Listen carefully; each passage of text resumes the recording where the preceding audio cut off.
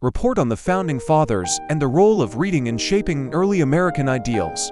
When we think of the Founding Fathers, it's tempting to imagine they all shared the same ideas about humanity, society, and government.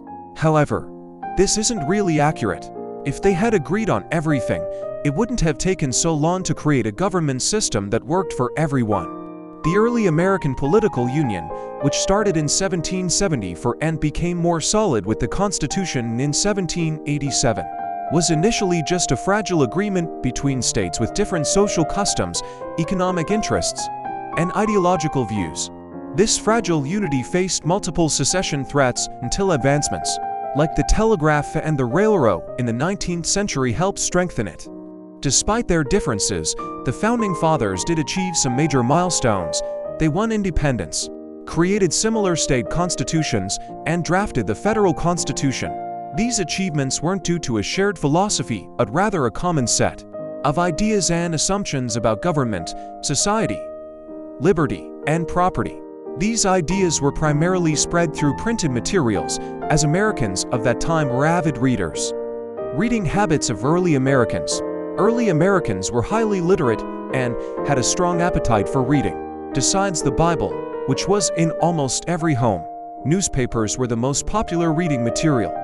Even small towns often had their own newspapers, reaching around 40,000 homes by the start of the Revolution, and possibly twice that by the century's end. Given that newspapers were shared widely, it's estimated that half of the adult male population read them regularly.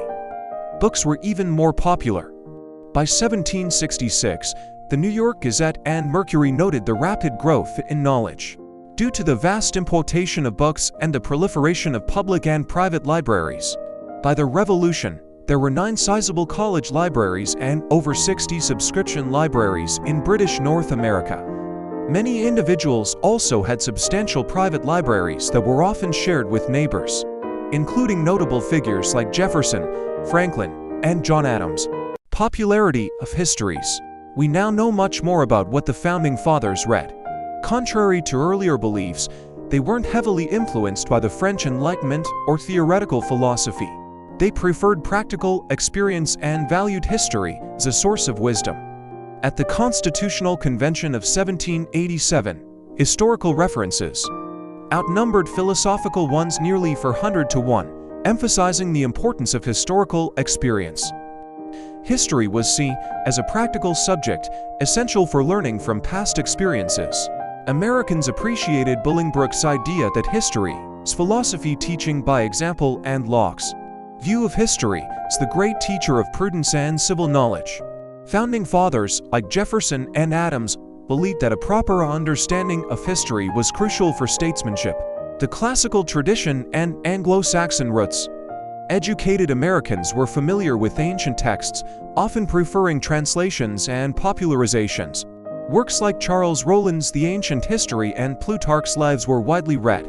Jefferson, for instance, owned many such works and praised Tacitus as one of the greatest writers. However, English history, especially the Anglo-Saxon period before the Norman conquest, was the most studied. Books like Paul de Rapin-Thores's History of England depicted the Anglo-Saxons as virtuous predecessors to the Americans.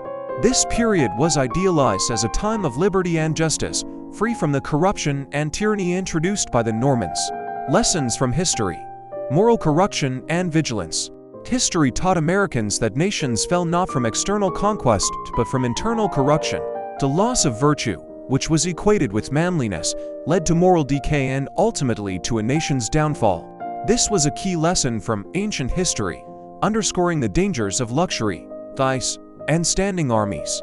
From British history, Americans learned about the constant struggle to maintain liberty against internal threats. The Anglo-Saxon myth emphasized the importance of vigilance to protect freedom, a lesson deeply ingrained in the American consciousness. The role of political theorists. Apart from history, the Founding Fathers read political and legal tracts focused on liberty and property.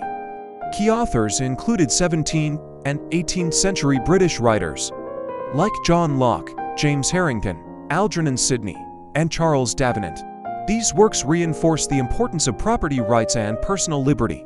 Interestingly, Americans revered private property while harboring an anti-capitalist bias. This paradox arose from their readings, which highlighted the threats posed by the financial revolution in England, including central banking and public debt.